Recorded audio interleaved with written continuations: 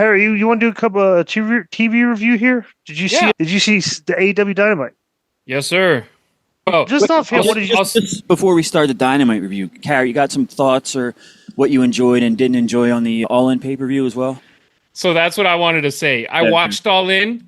It took me like 3 days to watch All In. What was it? 7 hours? 7 hours with the pre-show? It was 6 hours. I didn't even try watching the pre-show. It was almost 8. Like, right.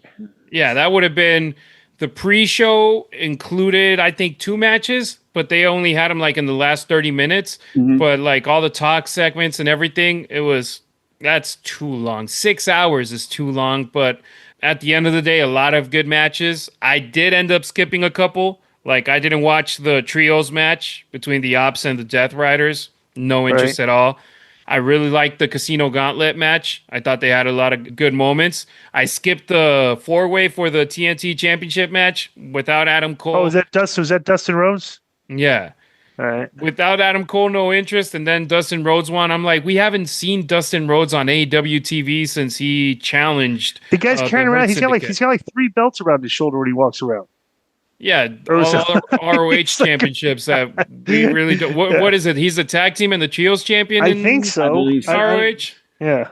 So no interest in those matches. So out of the first 3, only one. I'd like to see Disco's take on this spot here, and we can talk about this match too. Play it. The woman's. Yeah. Where she did the bunching on the. I don't know. Well, that's Mercedes did. Mercedes. Oh God. Tombstone. No. Nope. Tony Storm reverses. I mean, what are you going to do? You know, they're fans like this. It is pay-per-view, I guess, right? It's fine. And I got to be honest with you. Everybody was talking about the attendance, everything. It didn't look that bad on TV. It was great. At all. It was like 20. What was it? 25,000 fans. Yeah, but you're selling people in 2025 to watch 6 hours of wrestling in a row, and that's a hard sell.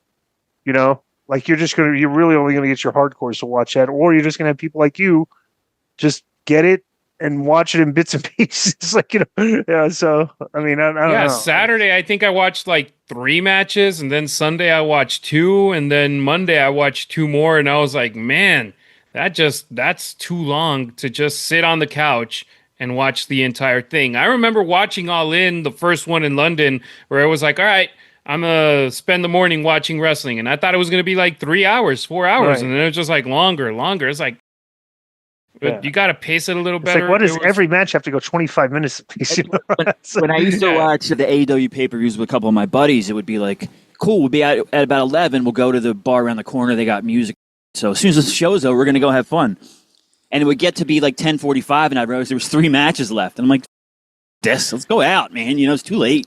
And you're in the East Coast, bro. That's 3 hours more than out here in Vegas, where Disco and I are at. Yep. So like the Swerve Ospreay versus Young Bucks match, I really enjoyed, but the match lasted 25 minutes, 50 seconds. I think the entrances lasted as long as the match. You're talking almost an hour right there between all the all the pomp and circumstance and everything and all that, right? Yeah, yeah. With Ospreay doing his Final Fantasy stuff, with Swerve coming out to JoJo Offerman, the widow of Bray Wyatt. That was his indie music, right?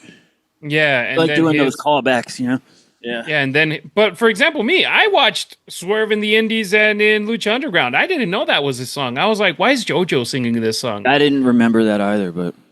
And then the Young Bucks come out to the regular music and everything, and then they come out to their Founding Father stuff on a boat. And it's like, man, come on, finally start this match. I think I did end up fast-forwarding for a bit. The Women's Gauntlet match, I enjoyed it.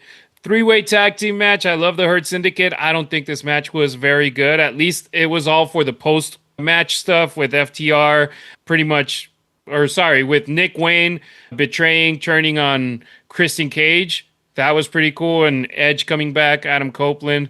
The women's match I thought was pretty good. Delivered on the expectations. I think Okada Omega, I was just hoping it would be so good like the previous matches. They're older now. I don't think it was as good as the previous ones or as close as good as the previous ones. And I mean, you go back to the well so many times, you're going to end up being disappointed. Right. And then Well- Hangman versus Moxley, loved the match. It was great. You don't Did you like the stabbing fork spot with the? So I when I mean- watched it on the show, I don't think I was like, hey, you see stuff happen, but then they put the slow motion video on social out. media. Yeah. And I was like, I "Ooh." called that out, and people, I'm getting attacked by the AEW fans. You know, I'd almost actually, not almost. I would prefer that guy's blade, and I can't see it, and then blood. I know it's blading, but I don't want to see a guy. If I want to see a guy really get stabbed, I know. It's you literally. I don't. Let's say the crowd, the fans. Let's say they didn't do that spot. Mm-hmm. Okay, would the match, anything in the match have suffered at all? It put an exclamation point. Okay, so now they do the spot, and now you've got a repulsive spot on your brand, and you're showing it, and it's like, dude, I don't know what the it's like. You're just thinking, it's not. I don't know. It's like you really actually think that's. It's like you're not really marketing your product. You don't market your product like that with repulsive stuff, because stats show women get repulsed by that stuff. Mm-hmm.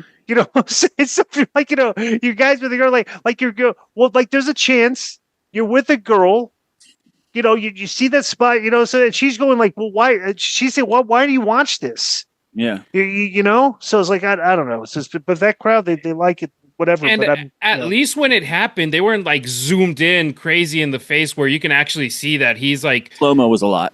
Yeah, but then the slow motion zoomed in on social media. I'm a day one AEW diehard fan, and I was like, I'm like, let me swipe. I don't want to see this stuff on my phone like that. So it was a great match. I enjoyed it. I could have done without that spot, but I felt like even the run-ins and everything else, that felt a little too WWE-ish for my liking, but I did end up enjoying the show with everybody. This is the culmination. This is your Super Bowl show. All In's are the WrestleMania event, correct? Yes. Yeah. Like that's what they consider. Yeah. So, but like it's theater. So this is the culmination of the final act, the big thing, the long journey to the world title. So I got no problem with that. That's actually even saying it's two WWEs, but it's not. It's still good television. It's very simplistic for the fans to follow stuff like that. You have a storyline entry. Now you have Darby coming in for like, the back history there. It's like your stories are hitting you like one after the other, and just I like finishes like that. They're so easily done. The Hurt Syndicate, and then Will Ospreay, and then Brian Daniels, or what was it? Bro, Brian Daniels wearing the Blue Demon mask. I'm like, oh, come on, dude. Yeah, Brian Daniels. This guy's such a mark for Darby. Blue Demon. Is that really part of the definition of his character? He's a super like mark now, for right? Blue Demon. Like, saved him in Mexico. Now comes to the States and uses the mask. But yeah, I mean, I would have loved Hangman to just win the match without needing all the stuff going on around him. But he ended up winning, and I ain't gonna complain about that because we needed that Moxley reign to just finish. Right. All right. So did you see Dynamite? Yes. All right. So they've been talking about, they've had momentum, the resurgence, and this happens all the time. I don't think there's ever been one weekend in 5 years, 5.5 years. Can you recall any news cycle coming out of an AEW pay-per-view that wasn't just completely positive? No. Yes. It's the bomb match. The exploding No. The All In. Yeah. CM Punk, All Out. Right. Yeah. That's probably the only pay-per-view where there was negativity coming out of the pay-per-view. Sorry, those two. Moxley and Omega exploding ring. Remember how it was? It was like. So that was a pay-per-view? Yeah. Wait, but was it? Oh, but that doesn't count because that was the pandemic pay-per-view. There wasn't like a lot of people there. There was at the Jacksonville place. Yeah, that didn't really count. Yeah, no, but I forgot that it was empty. Wait, it wasn't. It wasn't empty, but they just had a smattering. No, they didn't have a lot of people there. Okay, is what it was. I think it was a social distance pay-per-view. All right. I bet back when we were doing stupid that. Yeah. But it was the All Out one in Chicago when CM Punk just went crazy and started going at everybody. And then the All In London last year when CM Punk and Jack Perry had their stuff backstage. And the show hadn't even started, and you already had everybody on social media talking about drama in AEW. So those two, maybe you can be like, it's not all happiness out there. Oh, I did like one thing I thought was kind of funny is, and I didn't really have a problem with this as much as everybody else did. is they did the spot with they turned on Christian, and Adam Copeland came out to save him, but everybody was complaining because he went out and did his entrance on the stage and played to the crowd. But I'm like, that's theater. It's pro wrestling, so whatever. There was, I just want to clarify this. It was 1,300 people that sold out Daly's place to see it. Yeah, so this was their first attempt to try to. Yeah, that was. So it was the separated seats where you could buy a block of 4, and then you needed to have like 4. They filled it with 1,300. That doesn't leave room for. No, so the one where they had it full for the first time was Double or Nothing, where they had like 700 people. Yeah, but they had like Stadium Stampede, and they came back in the crowd with Jericho and all that stuff. That was the first one where they were like sold out, where they could sell everything. I got you. Yeah. There were pay-per-views where they were like social distancing. I even forgot what they used to call that. Right. All right, so let's go to Dynamite, and Dynamite opens with first of all. This show did Joe pull the data up. I'm getting it right now. The show did a bad number on 588, but everybody keeps they keep bringing up the max numbers, which they don't know. My best guess, is that they're doing the same combined audience, right around the same combined audience, maybe a little bit more than they were before they went on max.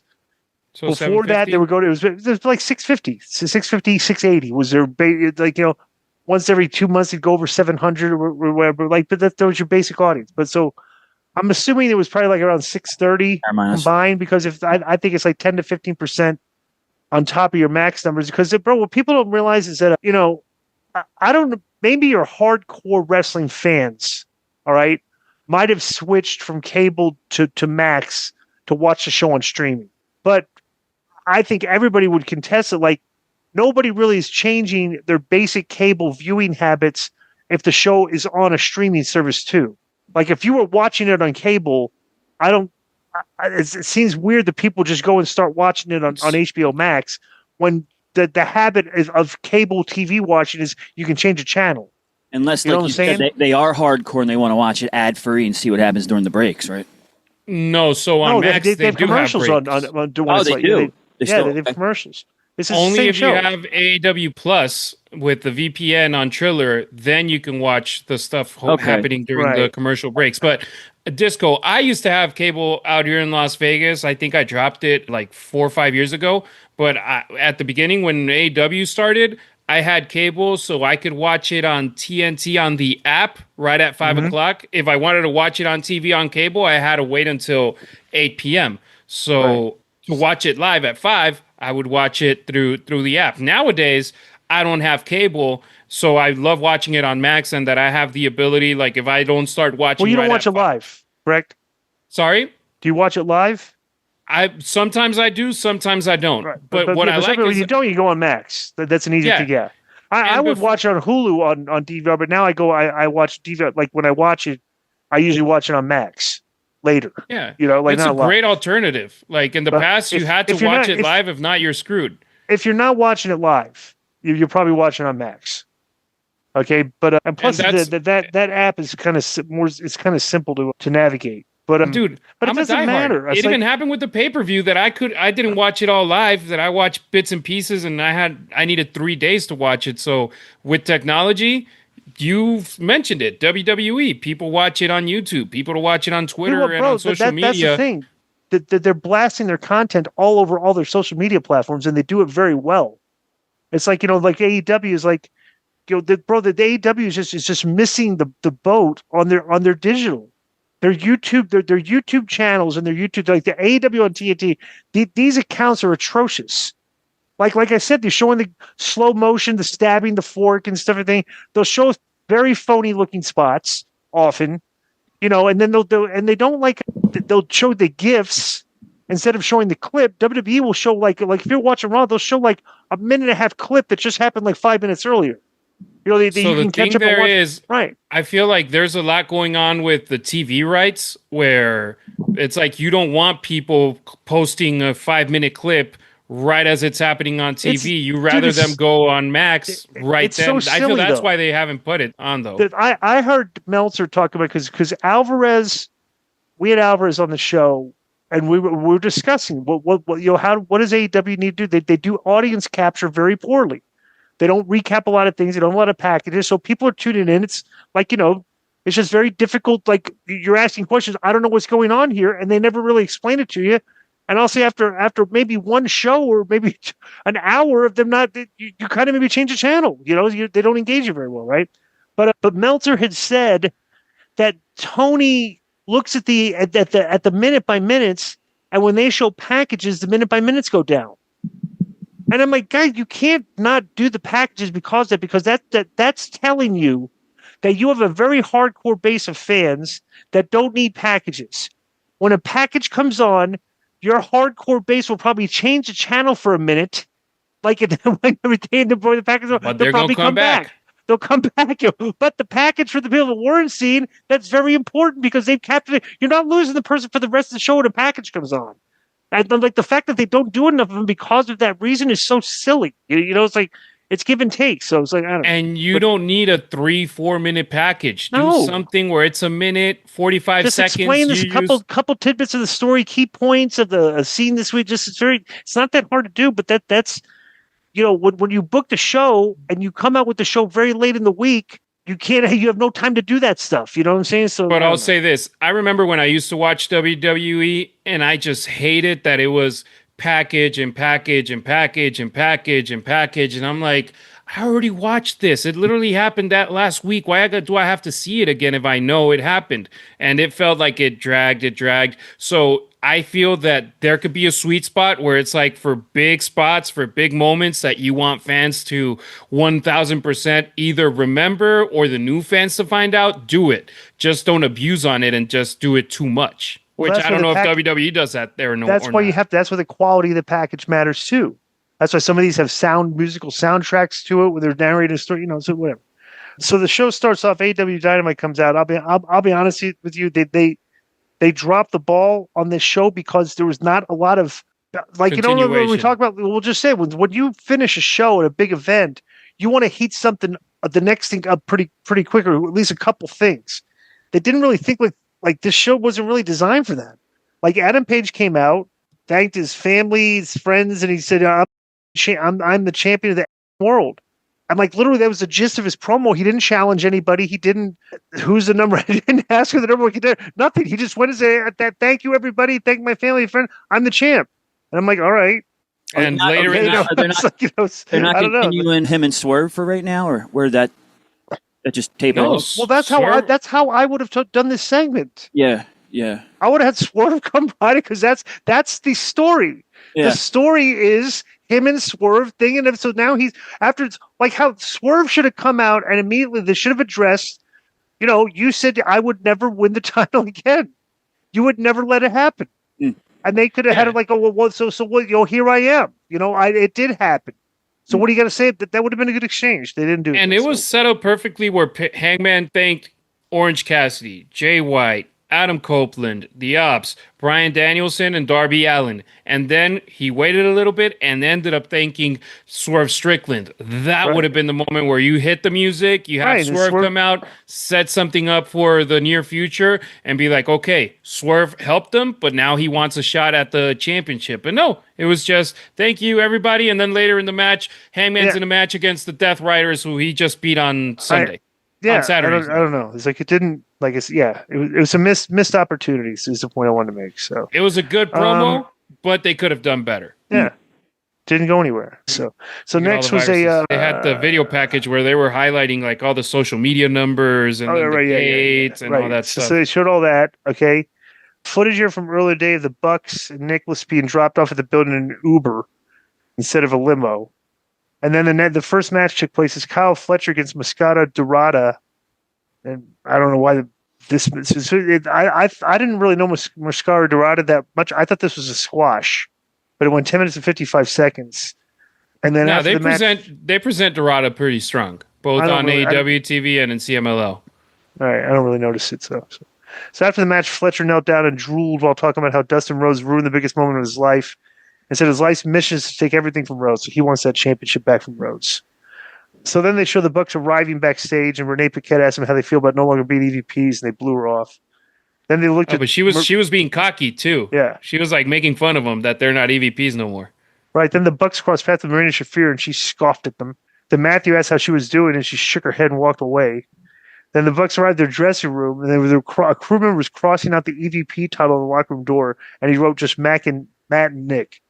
And then Ricochet, Bishop Gaun, and Toa Leona showed up, and Ricochet said it sucks to be the Bucks. Then did his laugh and walked away. Then Don Callis showed up, an opportunist, and said he thought it was an abomination that the company was treating them like a couple of jobbers for losing one match. He said he knew they had their issues in the past, but maybe they could do business now that Kenny Omega is dead. And Matthew told him they would never join his family, but he thought they could work things out, and they hugged. I mean, that's interesting to see what happens with Kenny Omega. I know he's going to take some time off with some injuries. Same case with Will Ospreay, but Kenny Omega. What happened to Will Ospreay? He had been wrestling hurt, so he's also going to take some time off. But I mean, you're missing two of your top wrestlers, and you got a pay-per-view coming up soon in Toronto. So let's see what happens. But at least it's not like they did the last 2 years where it was back to back on Saturday in London and then in 8 days on Sunday in Chicago. So they go backstage in the Hurt Syndicate, and MJF delivered a backstage promo at All In. And MVP said he'd like to celebrate, but there's nothing to celebrate because they knew they would retain the titles. And he begged one of these legendary tag teams to step up and take these titles from us, please. Then MJF said he was happy the Hangman won the World Championship, and he showed off the title shot contract he earned by winning the Casino Gauntlet match. And MJF said he would have pinned Moxley in a weakened state, and MJF said he's the best in the world, and he didn't need the contract to beat Page. MJF said the contract was break glass in case of emergency, and MJF said Page could be the main character all he wants because he has no problem being the bad guy. Then they had a random 8-man tag match with Bandito, Mike Bailey, Kevin Knight, and Brody King against Josh Alexander, Hecha Seto, Matt and Nick Jackson, and the heels win in 13 minutes and 53 seconds. I would not have put the Bucks in that spot there. It's like a random 8-man tag. That's kind of weird. I don't know. What was the purpose of this? Am I missing something here? Was there some No, it was just them getting back into it. And the cool part was, did you see the intros or no? Yeah. Like, they came out with their regular music and everything, and the moment that they hit their pose and they were asking for the pyro, they didn't show no pyro, and then they just put a dark screen and put Young Bucks, and then they put the video of them being dropped off in an Uber. So, like, they're now, like, making fun that they're not EVPs, and Justin Roberts made a terrible introduction of them, and it's like, okay, now the company is turning their back on them, like, nah, you abused your EVP power, now you're just one of us. So that was cool. And the match, it was a PWG match. So I know Disco didn't enjoy it, but a lot of people did that liked this product. I read that the Young Bucks might indeed purchase PWG, Harry. Have you heard about that? Oh, I didn't hear that. That would be cool. Yeah. They need, you can get an influx of money in that, and with all the connections the Young Bucks have, that would be pretty cool. Yeah. Is the world's most trusted betting platform and your number one source for all your sports betting action. Baseball season is in full swing, and we're into the home stretch for NBA and NHL playoffs, and there's more ways to stay in on the action with the latest odds, news and scores, even live in-game betting while the games are being played, with the largest selection of odds on everything from the MLB, NHL, and UFC. And in between games, head over to the BetOnline Casino and all the top Vegas-style games, including poker and live casino action. So BetOnline, the game starts here. So Copeland comes out, and they asked whether he came out to save Christian Cage at All In. And he laughed and said no. He said Christian's tried to make his life miserable since he arrived in AEW. And Copeland recalled some of the things that Christian said and done to him, and Copeland said he didn't blame Nick Wayne, Mother Wayne, and Kip Saban for what they did to Christian. Copeland said all he can do is hope that Christian pulling his giant cranium out of. He said he came to get his hands on FTR, and he recalled getting his career back 5 years ago, and he was medically cleared. And he said he called FTR because they knew they'd whip him back into shape, so they trained together in Asheville. Copeland said he spoke with Dax and Cash about forming the rated FTR and winning the trios titles, even while he was still working for a different company. Copeland said they started complaining within 2 weeks. Did he really? But he was working at WWE, and he was talking to those guys about winning the trios titles. I find that hard to believe. Copeland said FTR complained that he was somehow holding them back from winning the AEW tag team titles. He said it didn't make sense, but megalomaniacs blame everyone else. Copeland said that might seem a lot. He was on the show for 4 months, but every time he gets in the ring, it could be his last time. He said those were 4 months they didn't have after doing this for 33 years. He said he didn't come back to wrestle FTR. He came back to end them. Then FTR's music played. Stokely Hathaway came out, and Hathaway said Copeland's bored with nails that he calls Spike as a liability. Hathaway said Tony Khan and Warner Media were sent 3 anonymous emails about Copeland's behavior, and Hathaway said that Copeland be fired if you interfere in FTR's matches or even try to shake their hands. Hathaway said FTR needs to focus on the AEW tag team titles. He told Copeland to find a hobby and leave FTR alone, and the fans booed. Copeland said Hathaway was like an angry Oompa Loompa, and they got the Oompa Loompa chant. That was not a good lane to go down. That kind of died on Not the vine. the first time it's been used. So Copeland recalled Hathaway saying he'd be fired if he's put his hands on FTR, but didn't say anything about himself. Then Copeland took care of the two security guards in a very poorly produced security guard attack where they looked like wrestlers and completely fake out there. Then the other, remember, he got rid of the two security guards, and then the security guard at ringside ran away like the Roadrunner in the cartoons. You know, did you see that? I'm gonna help. But turn around, sprinted out of there. You know, like I said, bro, you got to the agents got to be more hands on when you got these security guards because their acting is terrible. You know. So I want to say this, and you've seen the real AEW security guards ringside, right? The end of the segment, Copley spears Hathaway. Go ahead. And so first off, did you see the pay-per-view segment where Cope came back? Yes. And when he got into Christian's face, do you remember what Christian said? To Cope, go find yourself instead of yourself. Yeah. Yeah. I thought that was cool. Here, when it comes to security, you've seen the guys ringside, right? The big, strong guys, the ones that are supposed to handle the crowd and all that stuff. Right. A lot of cool dudes. Shout out to Sam. I've met him and he's a cool guy. I'm like, okay, how are you supposed to have big, strong fellas that are there to handle the crowd? And then the ones that are in the ring don't even look like real wrestlers. That's what they are. They're extras. They're from the town. And it's like, they're supposed to be a threat for the person, or they're supposed to be able to keep them separated. I think that's something that they got to do a better job at. Their securities in the ring, the extras. I know it varies from town to town, but you guys got FSW has a couple of big guys in the company that when they're on TV as extras, they look good. They look strong. There's towns that like this one, Chicago, for some reason, they didn't deliver with that. And I think AEW should do a better job. Mark Briscoe delivered a promo. He said MJF acted by dodging him throughout the Casino Gauntlet match. He spoke about debuting under unfortunate circumstances, but it put the Briscoes on a bigger stage. And he said it will make MJF pay for sins, so they're still going at each other. Then they had, this is terrible. I'm sorry. These matches are just, why coming out of your pay-per-view, and this is what you book, $100,000 four-way match. So, I'm not, no lie, Joe. Yeah. The gimmick of this match is four girls wrestling for $100,000, and that's like the angle. What was it? 3 weeks ago in Mexico, they wrestled for 350,000 pesos. Yeah. I'm like, bro, so really?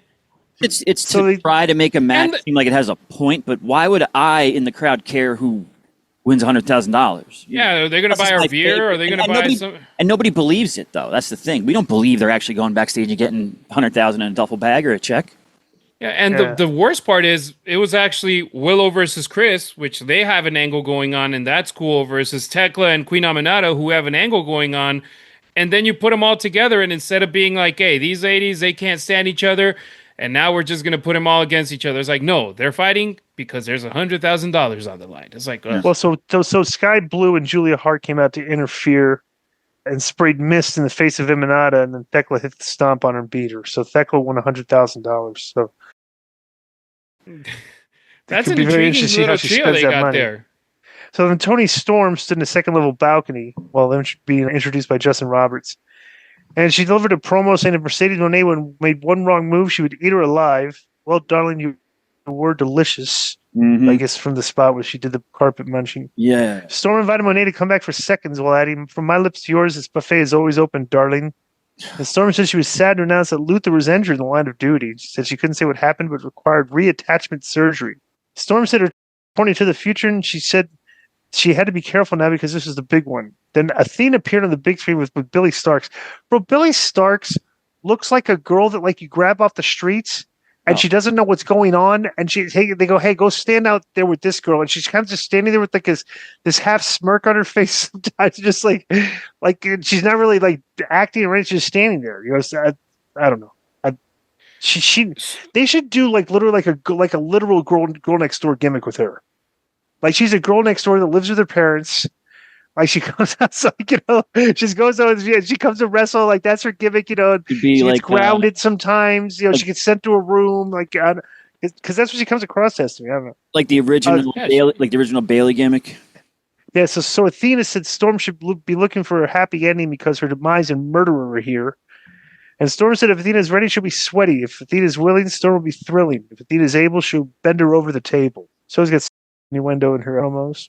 Mm-hmm. A lot of it. And I feel like it's just getting to a point where it's like at the beginning it was, oh, interesting, it's cool, it's new. Now it's just getting to a point where it's like, okay, we're doing that all the time. I don't think you. So next is Nick Wayne and Sabian, and Mother Wayne delivered a promo backstage, and Sabian actually spoke about how they took bullet after bullet for Cage. Sorry, did you see Sean Ross Sapp making Tony Storm break character with some movie joke that he brought up? No, I did not. I did not see that. That's the movie. I wouldn't care to see that either. With Tom Green. So Sabian, finally somebody make her break down. So Sabian cut the big heel promo here, and who says Kip Sabian in this little faction. I'm like, what is going on? Sabian.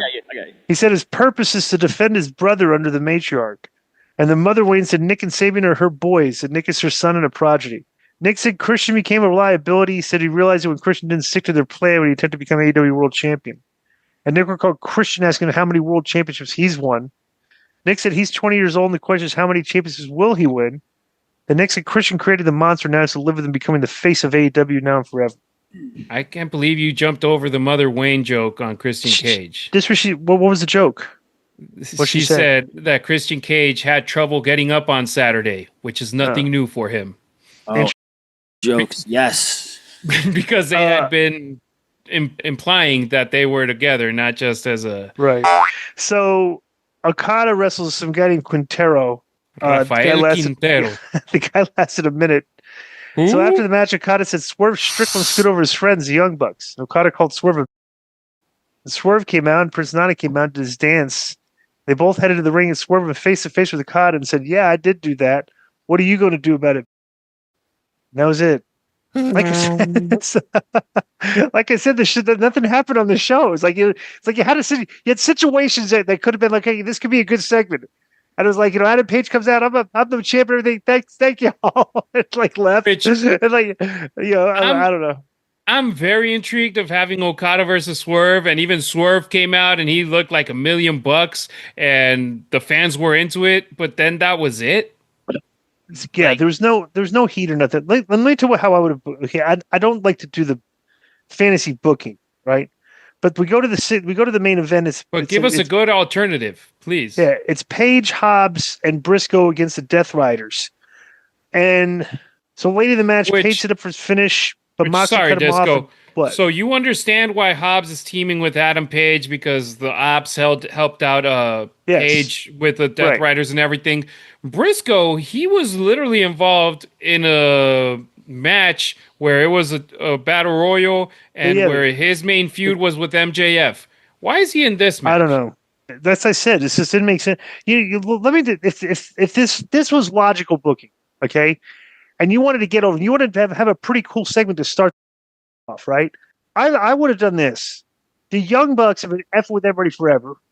The Young Bucks, aren't they the ones that did the thing where they had the forklift and Joe went through the wall?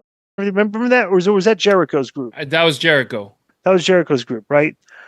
I don't know. I would have had like a faction of people show up to beat out of the Young Bucks the first day there because they have no protection because they're not the EVPs anymore, and just like lay them out. You know what I'm saying? And then like maybe now they tag team or some, right? I get somebody who's like I don't know because they didn't really I don't know. But the finish here was what's the finish? Briscoe hit the froggy bow and Yuta, and Cassie only went for the neutralizer, counted with the jackknife pin for the 3 count. They just did the spot where everybody was hitting their finisher, and then it was just a flash pin like they always do with big matches, where it's like, dude, hit the buckshot lariat and pin the guy. No, they just do a roll up and win. Yes, and then after the match, Moxley attacked Page, and Yuta and Cassioli stood guard while Page's partners were down at ringside with Shafir. Then the lights dimmed, and then Darby Allin was spotted in the balcony, which distracted Moxley. And then Hangman Page hit Moxley with the buckshot lariat, and then Page's music played and his partners returned to the ring. It's like a little bro. They just. I mean, this is funny. This is funny booking because the baby faces triumphed, and the next night they beat the heels up again. And right, you don't know what did we want, Disco, for the last 6 months? We wanted Jon Moxley to lose the title. Right. We got it. Hangman's the champion. Now what's next for Hangman? We got no clue, but we know that Moxley is going to go with Darby Allin. We know that Okada is going to go with Swerve, but besides that, there's nothing else where you're like, "Ooh, I can't wait for this program to develop." Dude, if you're a this is his basic philosophy too. If you're a fan of both companies, you watch all the shows, and you like get in the online discussions and everything, and like, the narrative now is like, oh my god, WWE's like, WWE's ripe for the pickings. AEW's having the return, okay, right? Bro, what's the one thing that WWE's having trouble doing right now? Okay, they don't have heel. We spoke about Joe. How long ago did I say they've got a problem? They don't have any heels. Oh, like literally any numbers. I said a few weeks. So now everybody's talking about that, right? Yeah. So here's what AEW now can fill that lane if you start getting some good heat on your heels for the show. MJF and them, but nobody got any heat on the show. I've got this figured out. Go ahead. MJF won the gauntlet match for a future title match, right? Mm-hmm. Probably just wasn't booked for this show. So Paige just cut a generic promo. Now, when MJF's on Dynamite, that's when they'll start those two. Yeah, I don't know. I would start the show coming out of the pay-per-view. You need to start like Harry. Like we were talking about that old angle with Ric Flair and Rick Steamboat. And they blew it off. And then after the match, they immediately heated up another angle with Terry Funk right off the bat, and that angle was better than the previous angle. Yeah. You have something ready to go towards. Ready to go, just go and boom, and it's like, wow, this is like, it's like, I don't know. I guess they want everybody to feel good and have a week celebration here. Like, dude, you're trying to get people to watch the show the next week, So I don't know. Their next pay-per-view is Forbidden Door. It's going to be in London. Right. I'm pretty sure somewhere or another it's going to end up being Hangman versus Ospreay. Right. You have the local guy fighting for the world championship, and they're going to put on a 5-star match. Then they go to Toronto in September. Is that going to be when it's going to be Hangman versus MJF? Because I don't feel like it's going to be a kind of like a Money in the Bank situation for MJF where he cashes in England in front of the English fans. Literally, this is the problem of this company. Okay, I talked about this too. Is constantly they do weekly TV, and there's a lot of throwaway like this one. There's some throwaway matches. Like I don't know why Kyle Fletcher's wrestling Massacre Sagrada, and I don't know why. Like the 4-way $100,000 match, and and every like 3, 4, 5 weeks will go by, and everybody will be complaining about their TV and stuff and all that, and then a pay-per-view will be coming up, and everybody will be complaining, bro, they hardly have any matches now, so everything. But then they always do a good 2-week push, right, dude? Do a 4-week push. That would be it's fantastic. like because it's like you just it's kind of you kind of like coast and like. We got to spice up some stuff because we got a pay-per-view coming up in 2 weeks, and they'll do 2 weeks of angles and stuff for the thing, and then that's good enough for the thing. But dude, it's like, and WWE goes through that too. It's like, okay, guys, let's if you know what your pay-per-view is going to be, don't start booking the angles 2 weeks out. Start it 4 to 6 weeks earlier. So we also got to keep this in mind. They're going to be in front of the same crowd for 3 weeks in a row. They're running the same venue for 3 weeks in a row in Chicago. They did 2 shows. Are they really? Wednesday, Thursday. I did not like that venue because they do the backstage segments and the place looks like a dump in the backstage area. Well, I'm like, from it looks dude. I like the in-ring that is a stuff. B show. That is the in-ring, but at the backstage, it's like you're in a old building. And dude, here you go. The El Paso County Coliseum, where they ran their show a month ago, they went backstage and it looked like they were in a barn because that's pretty much what it is. Yeah. But that's what they're working with. And then you look at the crowd, and the crowd is hot. The building is awesome. What do you prefer? An old building or a lower capacity building where the crowd is super hot and into it with bad backstage areas, or wrestling at T-Mobile Arena where you're only going to have 3,000 fans, but the backstage looks cool? Right. Unfortunately, there's no middle ground right now for them. We used to do this at TNA and Impact at the or NWA TNA at the Nashville Fairgrounds. It was an old building and stuff. But Russo was always smart. Like, we would find an area to film your shot that would be in character. So we would find like a little corner alley area for Raven like a dark, like he's like, they're like huddled at the, like Abyss was underneath the stairs in that little fence thing and stuff. And then we would be like, outside, in the part, like, or in the ring. If like if you wanted to be presented, you go and you do your promo in the ring. But dude, just these backstage shots, the place looks like a dump. That's, I don't know. Shoot the stuff in the ring or have an area that you build set it up yourself. like a set, like how they have the fake manager's office at WWE where they put the posters up. You could do, just do that. What I'm saying? Right? It sucks that Conan isn't here right now. But did you ever go to the Lucha Underground set in LA? No. Dude, it was pretty much the same situation where it's a super old building, but the way that they set it up like a TV set, and Dario Cueto's office is actually the spot right next to the ring, the stuff backstage where they used to record stuff, pretty much the same thing. The gym was right there that you would see on TV. It wasn't anything big, but they set it up for it to look great on TV. Yeah, they made the most of the space they had. Yeah, you got to have people that are experts backstage to, even if you don't have the best, you get there on Tuesdays, figure out something that by Wednesday when you're recording, it's going to look great on TV. But I mean, absolutely. I feel that they could have done better with this show to build towards the next one, which is the next pay-per-view, which is August in London. But it was just, I feel that they could have done better with the momentum out of the pay-per-view where it's like, Hangman switched. He got the title switch, and I don't feel like they did much. The show was a dud. Nothing happened. So it's like maybe next week to save it. I don't know. Yeah. You could have missed it, and it's like, well, what happened? Oh, Okada is mad with Swerve. Okay. Oh, Darby, he's doing the same thing, just hanging out in the ceiling. So now Moxley's distracted. Yeah. And it's like, okay, then what happened with Hangman? Oh, he just won a trios match. Okay. Yeah. He had a good promo. Who did he challenge? Nobody. Right. Who challenged him? Nobody. Well, then what? Oh boy. All right. So that's been our review. AEW. Right. Even forgot the name of the company, dude. All right, that's been our AEW review. Enjoy the rest of the show. Boom. You want to do the mail? Yeah, let's do that. Yeah. Yeah, I found in my storage unit, it's actually a keeping it 100 kazoo. Interesting. Oh, did you get that at what? the Vegas live show? Yeah. I think so. Yeah, more than likely. Yo, what's up? I just want to thank you guys for watching this clip. Don't forget to hit the like button, leave a comment, and subscribe. And join our YouTube membership for hours and hours of exclusive, unedited, uncensored content. And being a member will help you get involved in our upcoming live streams. Thank you for your support. Thank you for riding with us. I know you got a lot of other podcast choices, be it wrestling or other ones. And thank you for picking us. Boom.